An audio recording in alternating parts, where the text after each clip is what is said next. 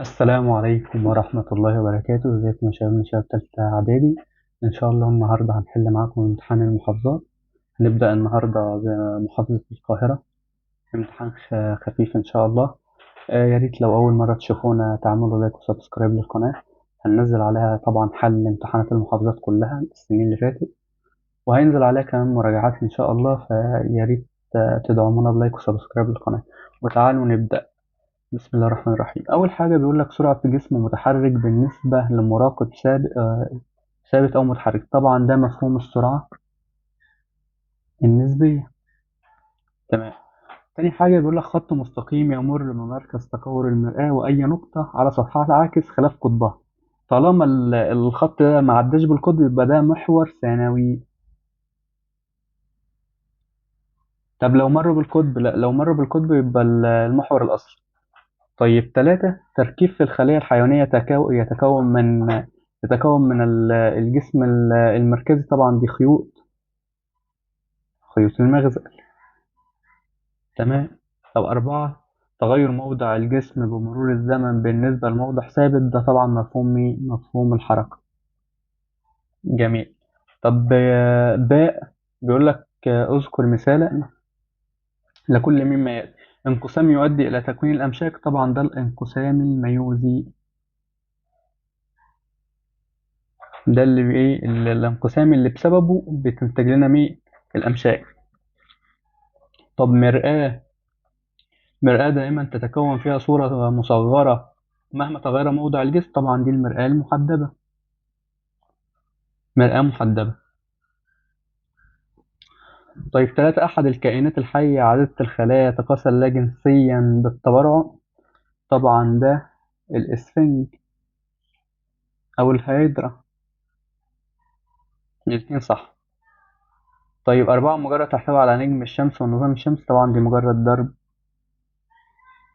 التبانة أو الطريق اللباني. تمام.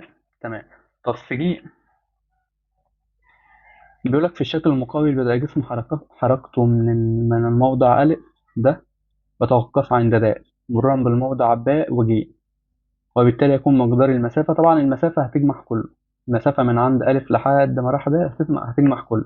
يبقى المسافة 20 10 20. طبعا يبقى المسافة 50 متر. طب الإزاحة خط مستقيم من نقطة البداية اللي هي ألف لنقطة النهاية اللي هي داء، وتشد خط كده. ماشي. طبعا ده توازي مستطيلات، كل ضلعين متوازيين متساويين. يبقى ألف باء بيساوي د ج. ماشي. بس احنا عايزين الضلع ده، يبقى الضلع ده بيساوي باء ج. يبقى طبعا الإزاحة هتبقى كام؟ هتبقى 10 متر. تمام. طيب يلا استخرج الكلمة الغير مناسبة.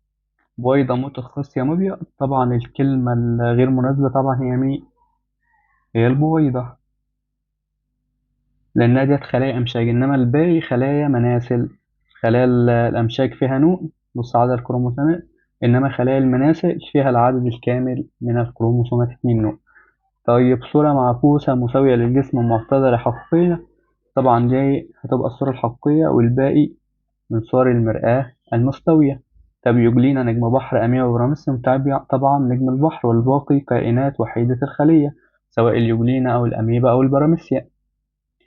طيب قوة عجلة زمن إزاحة. طبعا هنختار هنا الزمن. تمام. بيقول لك اختار من العمود B ما يناسب العمود A. بيقول لك النظرية التي تفسر نشأة الكون. طبعا دي نظرية الانفجار العظيم اللي هي 4. طيب اندماج المشيج المذكر مع المشيج المؤنث يتكون الزيجوت. طبعا ده الإخصاء 5. طب يمثل بيانيا المسافة والزمن بخط مستقيم يوازي محور الزمن. يعني ايه الكلام ده؟ يعني أنا عندي أهو الزمن. طبعا الزمن في كل الرسومات تحت، وادي المسافة. ماشي. هو بيقول ايه؟ يمثل بيان بخط مستقيم يوازي محور اهو خط مستقيم. فاكرين لما كنا بنقول طالما المسافة فوق والزمن تحت وخط مستقيم يوازي محور الزمن يبقى ده جسم ساكن. يعني بص خد بالك، المسافة هنا بصفر صح؟ أو مثلا لو هنا مثلا المسافة 5، مر شوية وقت، لو هنا مثلا كان 2 المسافة 5. طيب النقطة دي المسافة 5 والزمن بدأ برضو يزيد مثلا ب4.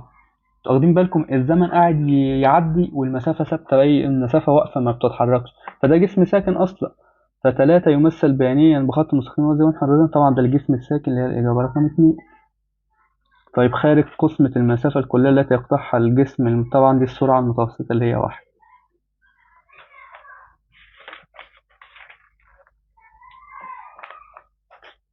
يقول لك في الشكل المقابل وضح أين تتكون صورة الجسم مع ذكر الإيه، مع ذكر السبب. طبعا الصورة هنا ده طبعا بؤرة، هيجي هنا وينكسر، تمام. بعدها هناخد خط كده من عند الساق، فالإشعة المنكسرة لا تتلاقى. طب امتدادات الإشعة، الإشعاع المنعكس برضه لا تتلاقى، فهنا هنقوله لا تتكون صورة، لا، يبقى هنا لا تتكون صورة أو تتكون في ما لا نهاية. طب مع ذكر السبب، لأن الإشعة المنكسرة، لأن دي عدسة، وامتداداتها لا تتلاقى في أي نقطة.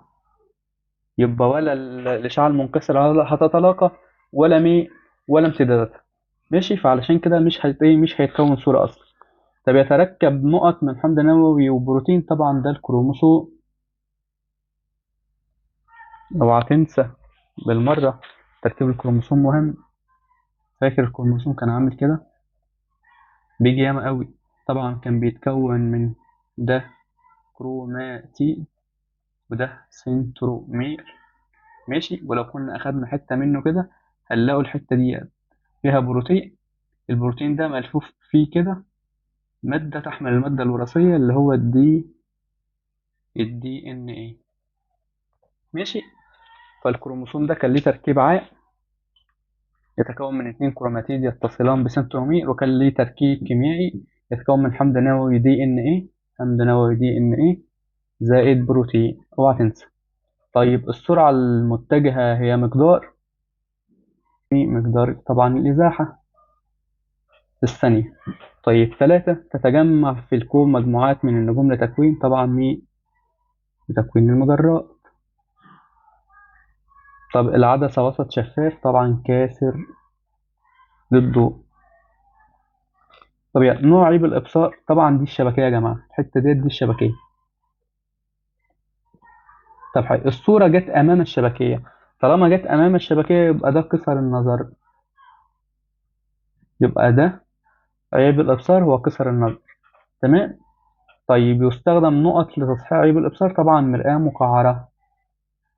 وما تنساش قاف قصر نظر معاها عدسة مقعرة، قاف مقعرة. طيب الصورة دي تعرف هذه الظاهرة باسم، طبعا دي ظاهرة العبور. تحدث الظاهرة طبعا الكروماتيدات الداخلية، الكروماتيد الداخلية في المجموعة الرباعية، اوعى تنسى. طب بيقول لك احسب الزمن اللازم لتغير سرعة جسم متحرك. بص، أول حاجة ريح دماغك واكتب كده قانون العجلة. العجلة بتساوي عين 2 ناقص عين 1 على دلتا زائد. طب حلو، هو دلوقتي عايز دلتا زائد صح؟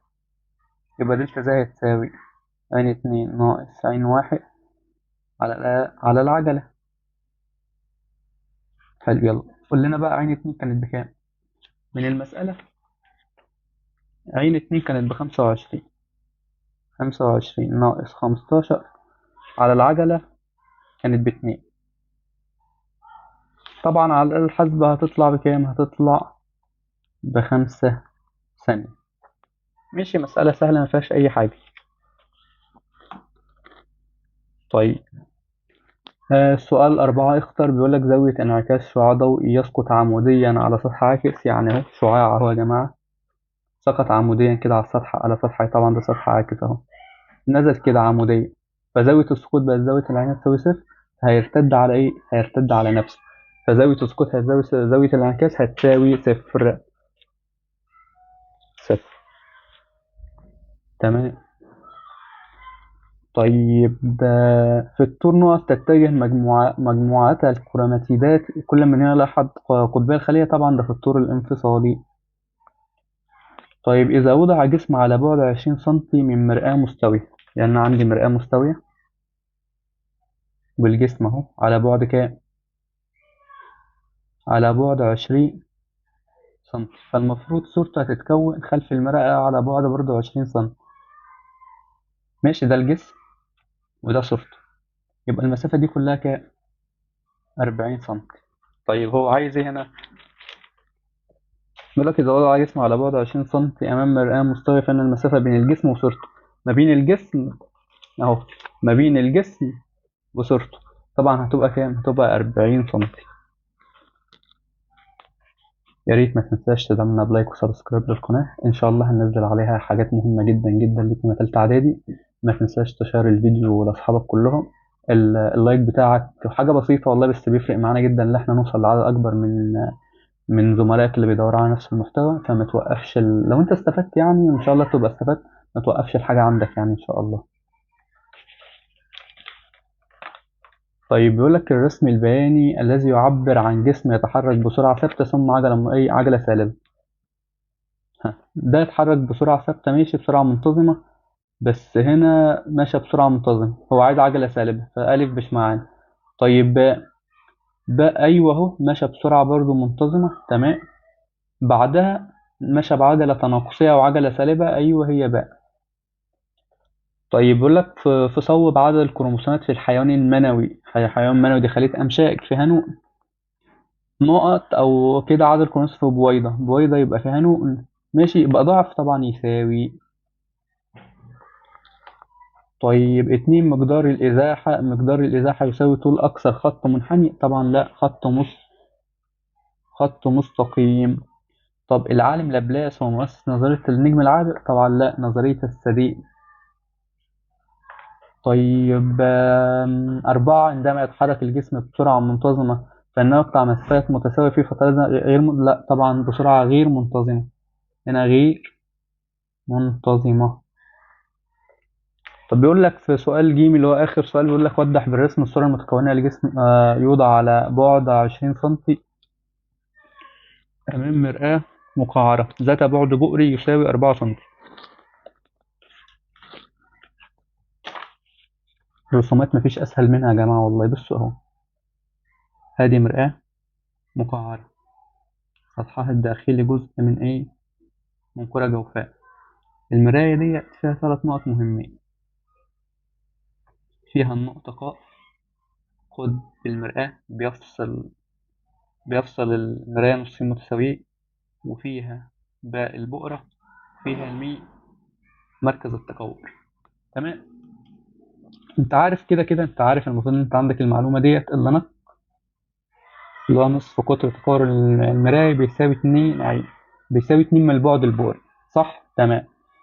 طيب هنا بيقول لك ايه في المسألة؟ بيقول لك لجسم وضع على 10 سم من مرآة مقعرة ذات بعد بؤري 4 سم، يعني شوية دول كده ب4 سم، من أول قاف لحد باء شوية دول كده ب4 سم، تمام. يبقى الحد مين بكام؟ أيوه اضرب في 2، يبقى الحد مين هنا ب8 سم، صح؟